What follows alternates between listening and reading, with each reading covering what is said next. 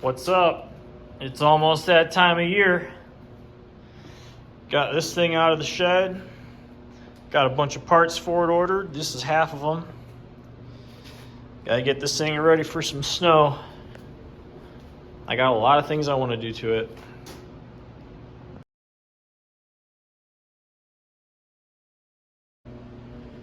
First things first, I need some grips on here. I went all last season without anything on there. I also got new throttle and brake levers. I think I might keep this as my throttle because it has cruise control on there. These grips are definitely pretty quality for the price. They're clamp on, made in the USA. I think they're $20 or so. These brake levers, however, are not what I expected.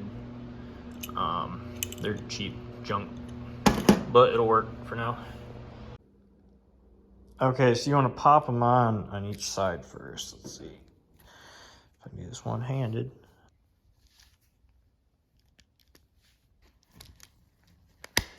There you go. And then it'll slide on.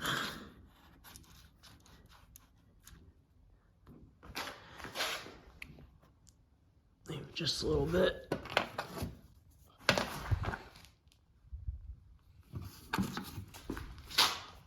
And the cap goes on.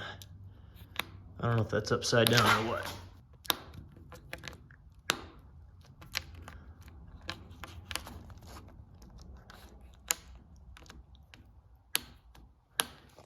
Struggle. Oh yeah, that looks a lot better.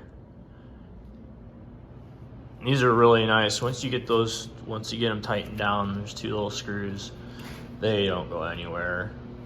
I'm sold on it. I'm not gonna keep this, I don't think. I'm gonna try to get one that matches that Pro Max. But no, I'm super happy with these. Now ideally, I would like to have some heated grips, but the Predator 212 does not have a charging system, so I'll have to upgrade the engine first. One day. Next on the agenda, I got some new idler wheels for the back track.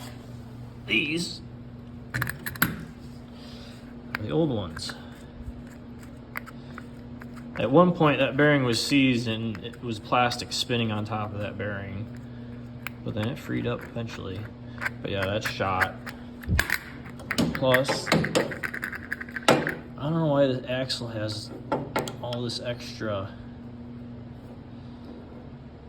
I don't know if it slid off at some point or what, but I'm gonna clean that up.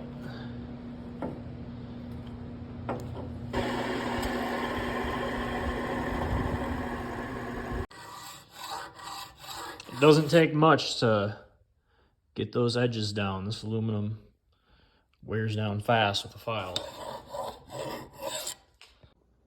All right, got the new wheels on. Got the track tightened.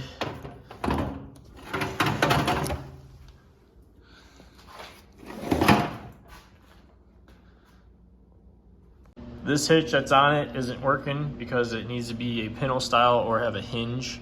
As you can see, it bent. So I found this nice little mini receiver hitch that will fit in that tube. You can put a pin in it, and then so you can pull the pin in that, and you can put it on there, and then take it off. But yeah, this got to come. Okay, this is what I came up with. Made a little mini receiver hitch. So a notch out of there. Little 1-inch square.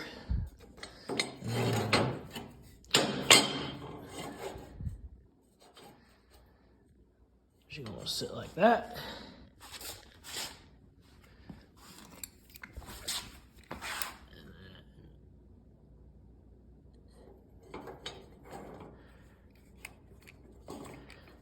Gonna slide in, just like that. And I gotta get we'll put a pin in through here. I'm gonna make it so you can pin on here or on this side. And this is sticking out just enough.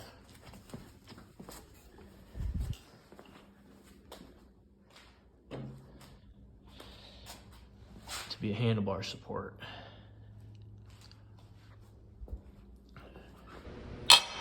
Oh yeah, look at that. All right, well that's a start. Got it tacked in.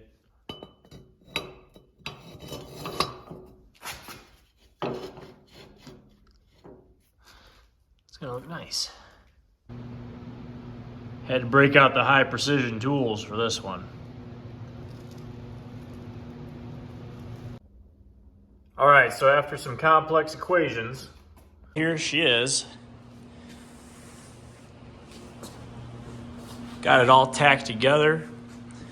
Made a nice little grab bar section up here. Maybe mount a winch if I wanted. Yeah, I got it nice and flush with the gas cap. So the gas cap should just poke right up the top.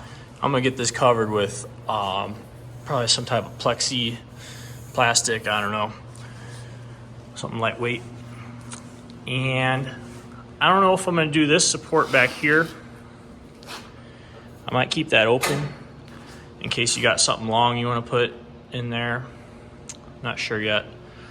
I got my hitch all welded up. Looks nice. I gotta clean it up a little bit.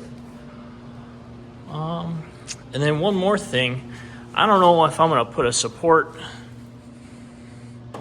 like that or like that. I really don't want to block the engine, but I do want some type of vertical support in the middle. I think we'll see. I'm gonna play with it for now. Let's see what we got. I got a lot of welding left to do. It's all is tacked in. Get it squared up. Go from there. I ended up picking up this unit off of Facebook Marketplace for 150 bucks. Had an extra blade still in the box. Made it so much easier. So much easier cutting angles and whatnot versus an angle grinder. And then I didn't know if anybody could tell me, is it bad to have this all coiled up like this while I'm using it? Because I mean, I just pull out how much I need, but I don't know if having that coiled up is bad or what. Let me know in the comment section. Well, I just looked under the hood. That's all we got left, which should get us somewhere. Well, we'll see. I got some coming tomorrow. Well, that's all she wrote for the MIG wire. Ran out. I ended up putting this this guy on there. If I don't like it, I could always cut it off. Got a couple pretty welds and a couple not so pretty welds, but they're gonna hold. I don't know. I think it's gonna be plenty strong for what we're doing with it. I didn't want to make it too heavy. Overall, though, I am very happy with this design. It's going to be plenty strong. Get it enclosed. Be able to have some storage down here. Keep the motor out of the snow, belt and whatnot. Got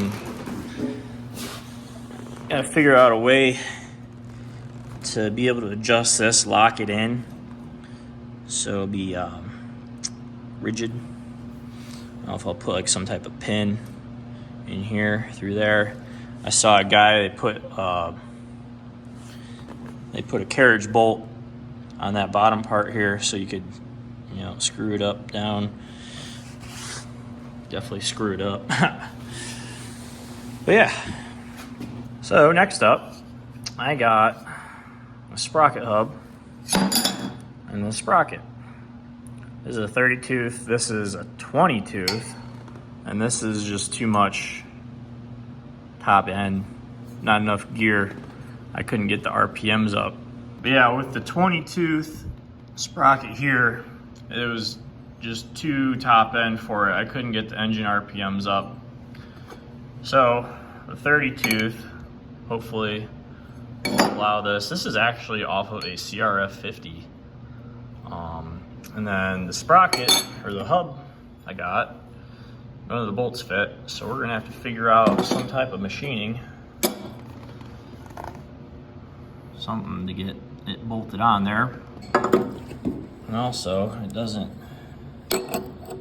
fit on there like that. So I'm gonna have to put it on this back end, drill some holes, put some bolts in.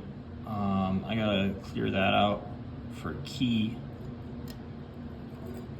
We'll make it work. Also, I seem to be missing the set screw here. I have to find something for that. Or just weld it. Well, I got the side cover off here. And that's all the oil that was left in it. I knew it was leaking, but I was not aware of that. I'll have to RTV that next time. Well, I got the shaft off. We're gonna take it over to the press, get that sprocket off.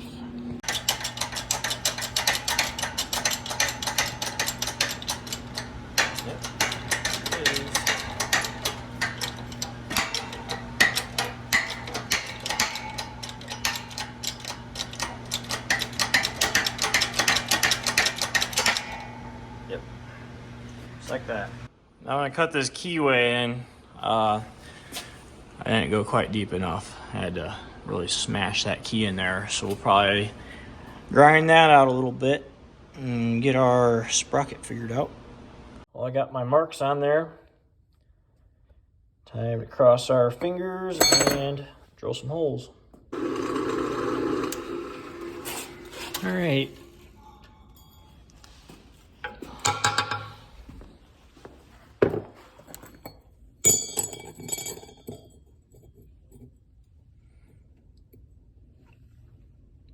That line up pretty good. Let's see if we put some threads on it. Now I ground down some flat spots in here because it was pretty close to that shoulder there. I'm gonna try to tap that.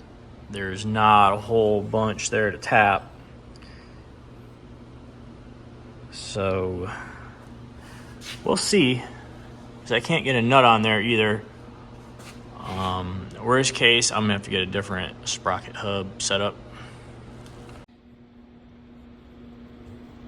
Well, I got the wrong size hole and a messed up tap, but it looks like I cut some threads. Let's see. Plus this metal is, I don't know what this metal is, it's crap though.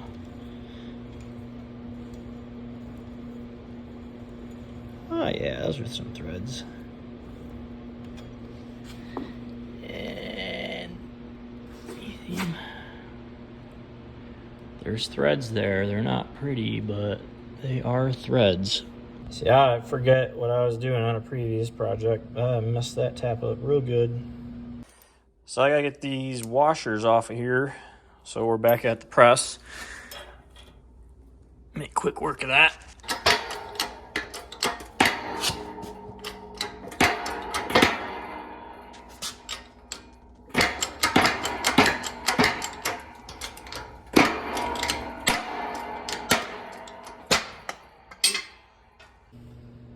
And look at that.